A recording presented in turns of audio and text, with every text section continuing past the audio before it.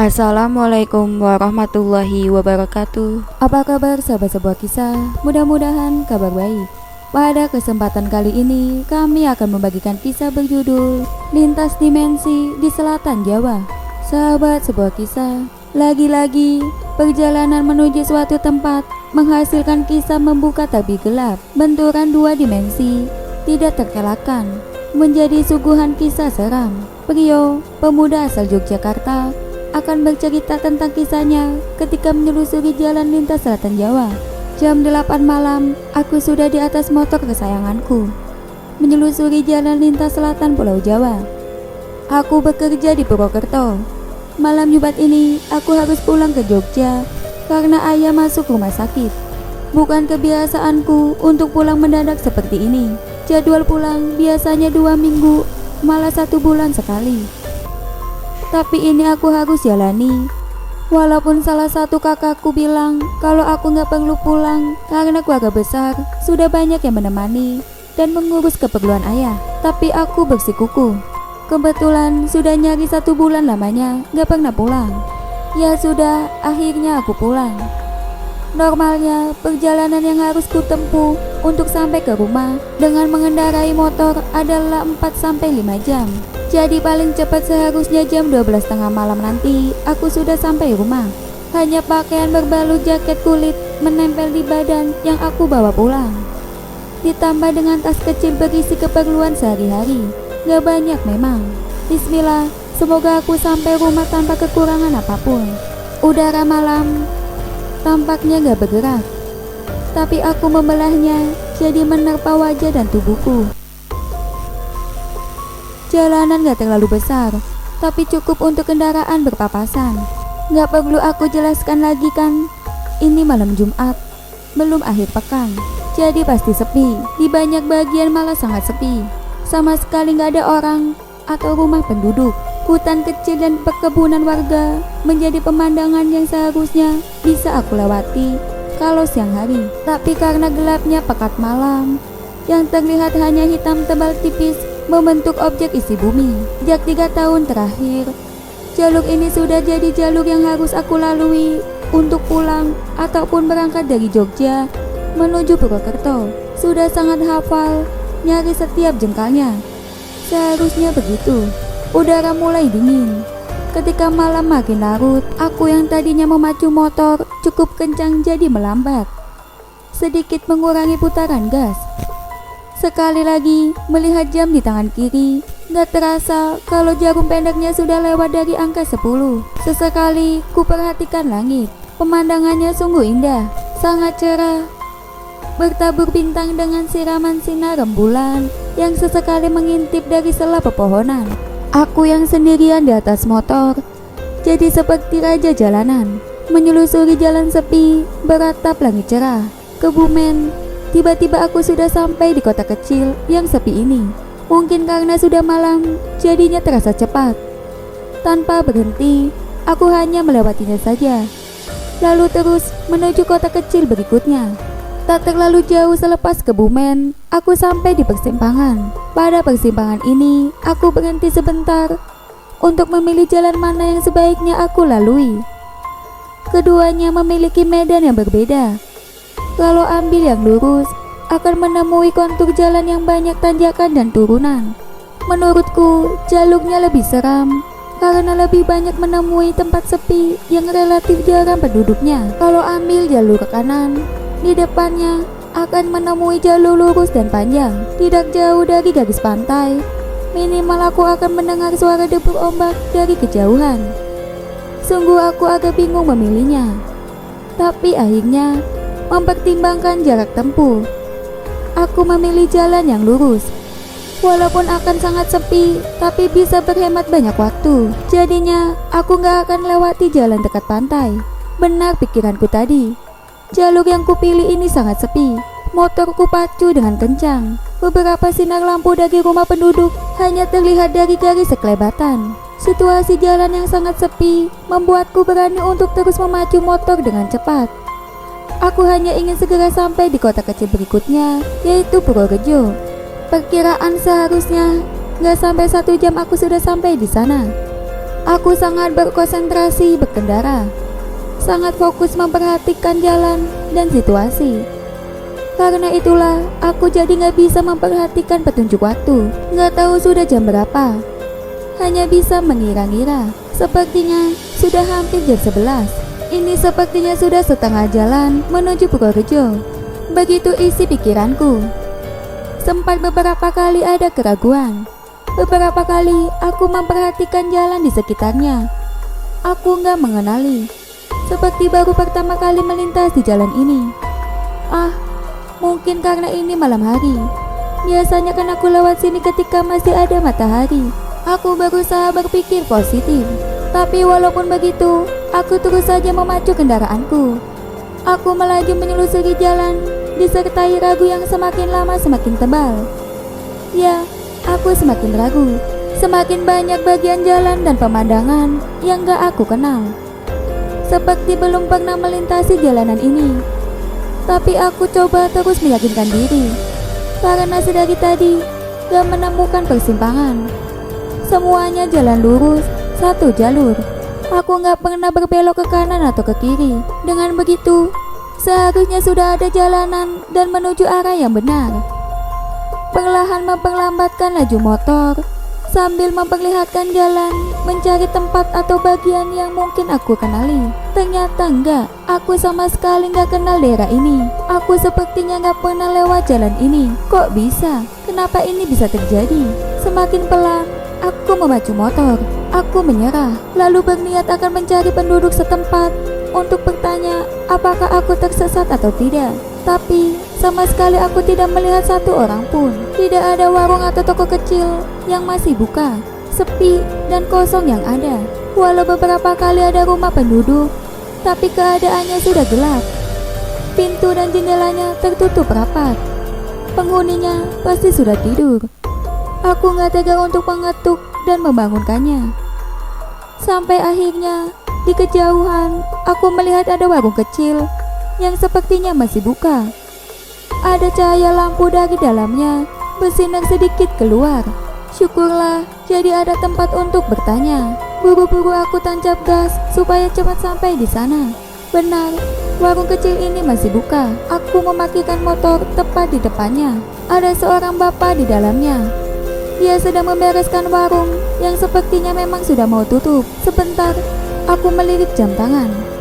Ternyata sudah jam 11 lewat. Permisi pak, selamat malam, maaf mengganggu. Tanyaku membuka percakapan. Oh iya, ada apa ya mas? Jawab bapak itu dengan mata berbinar. Mau tanya pak, apa benar ini jalan menuju Purworejo? Benar mas, lurus aja terus, gak jauh lagi sampai Purworejo. Masnya mau kemana memang malam-malam begini? Mau pulang ke Jogja pak, terpaksa malam begini. Setelah itu, karena aku pikir sudah berada di jalan yang benar, dan kata bapak warung Purworejo sudah gak jauh lagi, aku memutuskan untuk ngopi sejenak di warung itu. Sekitar 15 menit berikutnya, aku malah terlibat perbincangan dengan bapak warung. Dia sempat menawarkan untuk menginap di rumahnya, karena malam sudah terlalu larut. Terima kasih pak, saya lanjut jalan saja. Ingin cepat sampai rumah, jawabku menolak tawaran baiknya. Ya sudah, tapi hati-hati ya mas. Kalau ada yang mencurigakan, gak usah berhenti, jalan aja terus. Begitu kata bapak itu. Mencurigakan? Mencurigakan bagaimana pak? Aku jadi penasaran. Apa saja yang mencurigakan? Pokoknya jalan terus. Hati-hati kalau ada iring-iringan ya. Bapak ini omongannya semakin membuat aku bingung. Iring-iringan apa pula yang dia maksud? Ya sudahlah, aku sudah kemalaman. Aku harus cepat pergi untuk melanjutkan perjalanan. Setelah berpamitan, aku langsung tancap gas. Malam semakin larut. Desir angin membawa hawa dingin. Jaket kulit sepertinya kehilangan khasiat. Kulit tubuh mulai merasa kedinginan. Langit juga mulai berubah. Yang tadinya cerah berbintang, perlahan hitam pekat, seperti menutup menyelimut. Rembulan juga sama. Sang raja malam hanya sesekali menampakkan wajah, karena barisan awan selalu menutupi ketika hendak muncul dengan sinarnya. Tapi gak ada jalan lain. Aku harus melaju dengan kecepatan sedang. Entah kenapa, aku merasa kalau jalanan semakin lama semakin mencekam. Semakin merasa seperti itu ketika memperhatikan kalau entah sudah berapa menit yang lalu aku nggak melihat ada rumah penduduk dan bangunan lain. Kanan kiri jalan hanya ada hutan kecil atau perkebunan luas. Rasa khawatir semakin bertambah ketika melihat kalau perlahan kabut tipis mulai turun. Pekatnya mulai menutup jalan dan sekitarnya. Jarak pandang semakin pendek. Semakin pelan aku berkendara. Sampai akhirnya aku sama sekali gak bisa lihat pemandangan kanan dan kiri karena gelapnya malam ditambah dengan kabut yang semakin pekat. Aku hanya bisa memandang beberapa belas meter ke depan dibantu lampu motor yang masih menyala terang. Terus kutelusuri jalan ini, jalanan yang seperti nggak berujung. Rasa khawatir mulai ditemani oleh ketakutan.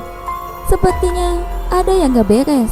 Laju motor sudah pelan, jadi semakin pelan ketika aku merasa kalau jalanan gak rata, bergelombang, gak seperti sebelumnya yang merupakan jalan yang aspal mulus.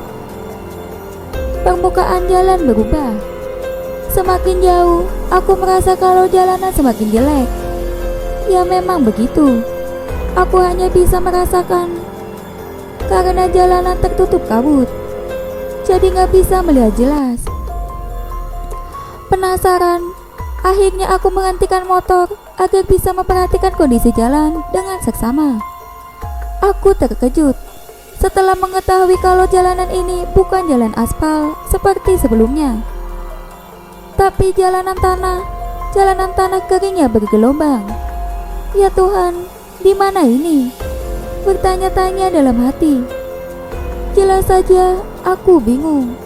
Kenapa tiba-tiba sudah melintas di jalanan yang tanah? Penasaran, jalan yang sebelumnya aku lewati gak melintasi persimpangan.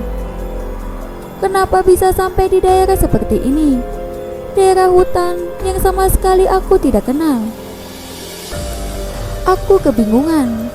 Duduk di atas motor dalam diam. Ada dua pilihan, melaju terus atau berputar balik menuju tempat yang sebelum ini. Cukup lama aku termenung, hingga akhirnya di pepohonan rindang sebelah kiri jalan ada yang menarik perhatian. Sekitar 15 meter ke depan, aku melihat ada sesuatu yang sedang bergerak dari balik pepohonan, berjalan menuju jalan yang sedang aku lintasi ini. Apa itu? Aku bertanya dalam hati, lalu mengarahkan lampu motor ke sana.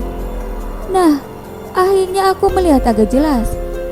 Syukurlah, agak sedikit lega, karena ternyata yang aku lihat adalah iring-iringan beberapa orang sedang berjalan dari balik pepohonan di hutan sebelah kiri.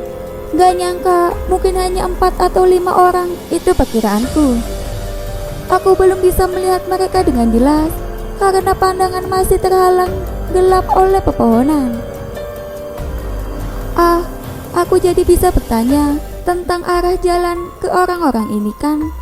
Begitu pikirku. Beberapa belas detik kemudian jadi makin senang karena melihat mereka ternyata berjalan menuju ke arahku ketika sudah keluar dari pepohonan. Benar, mereka berjalan ke arahku, tapi karena kabut masih pekat, jarak pandang masih pendek, aku masih belum bisa melihat mereka dengan jelas. Beberapa detik kemudian, akhirnya aku dapat melihat mereka dengan jelas. Setelah jarak kami hanya tinggal beberapa meter saja. Tiba-tiba mereka berhenti, lalu berdiri diam sekitar 5 meter di depan. Orang-orang berada di sisi jalan sebelah kanan, sementara aku berada di sebelah kiri. Aku arahkan lampu motor lurus ke depan, gak mengarahkannya langsung ke rombongan itu karena gak mau dianggap gak sopan. Itulah kenapa pada detik ini aku masih belum bisa melihat mereka dengan jelas. Yang aku tahu, mereka sedang berdiri berbaris ke belakang. Rasa penasaran memuncak. Perasaan mulai gak enak. Kenapa mereka tadi tiba-tiba berhenti, lalu berdiri diam, gak lanjut melangkah? Karena itulah, akhirnya aku nekat untuk mengarahkan lampu motor ke mereka.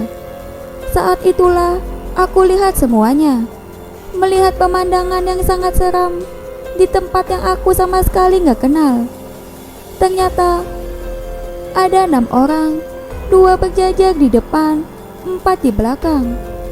4 orang di belakang terlihat seperti sedang membawa sesuatu, membopong suatu benda di atas pundaknya. Mereka ternyata rombongan pembawa jenazah. 4 orang di belakang ternyata sedang memikul keranda mayat. Siapa mereka? Entah tengah malam begini berjalan beriringan membawa keranda. Tapi bukan itu yang membuat bulu kuduku berdiri semua. Ternyata bukan itu yang membuat ketakutan memuncak sampai ke ruang batin. Bukan, masih ada lagi. Aku langsung memutar-mutar ke arah yang berlawanan, berniat untuk kembali saja ke arah datang tadi.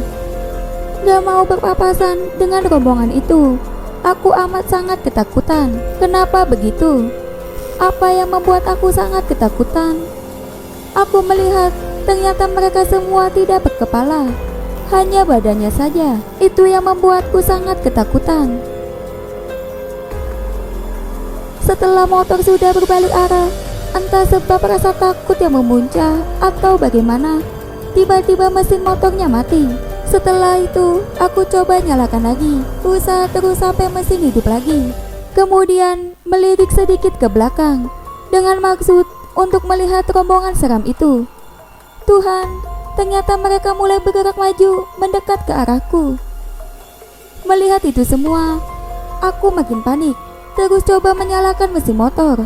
Nyaris menangis ketika sadar kalau mereka sekarang sudah berada tepat di sampingku, berjalan pelan dengan langkah gontai. Aku ketakutan. Rombongan tanpa kepala membawa keranda mayat sedang persis melintas di sebelah kananku. Hingga akhirnya datang keajaiban. Tiba-tiba mesin motorku menyala. Detik itu pula aku langsung tancap gas, meninggalkan rombongan seram itu di belakang. Selesai? Belum. Beberapa menit kemudian, aku merasa ada yang aneh. Ada yang terasa berbeda dengan motorku. Kali ini sepertinya lebih berat. Aku merasa kalau ada beban motor jadi bertambah. Sepertinya ada yang sedang membonceng di jok belakang. Sepertinya aku merasa sedang gak sendirian. Melirik kaca spion, aku mencoba melihatnya. Tidak terlalu jelas, tapi sekilas ternyata benar. Aku melihat dan merasakan kalau ada sosok yang sedang duduk di belakang. Semakin ketakutan, rentetan bait doa ku baca dalam hati. Motor terus berpacu entah kemana. Yang aku mau hanya pergi dari tempat seram itu. Kira-kira 2 atau 3 menit kemudian, jantungku seperti berhenti berdetak ketika merasakan ada tepukan pelan di pundakku. Kemudian perlahan aku menghentikan motor. Sambil menangis pelan, aku merasa kalau penumpang gelap yang duduk di belakang mulai turun. Benar saja, di sebelah kiri aku melihat ada sosok sedang berdiri. Dia berdiri diam mematung, tanpa kepala. Tanpa pikir panjang, aku langsung tancap gas. Gak lama, sekitar beberapa menit, aku akhirnya kembali menuju jalan beraspal. Jalan aspal yang kali ini aku bisa mengenalinya. Kemudian aku terus melaju pulang. Sampai akhirnya pada jam 2 dini hari, aku sampai di rumah dengan selamat. Sungguh merupakan kejadian seram yang gak akan aku lupakan selama hidup. Demikian kisah hari ini. Jangan lupa nantikan kisah terbaru dari kami. Sampai jumpa. Wassalamualaikum warahmatullahi wabarakatuh.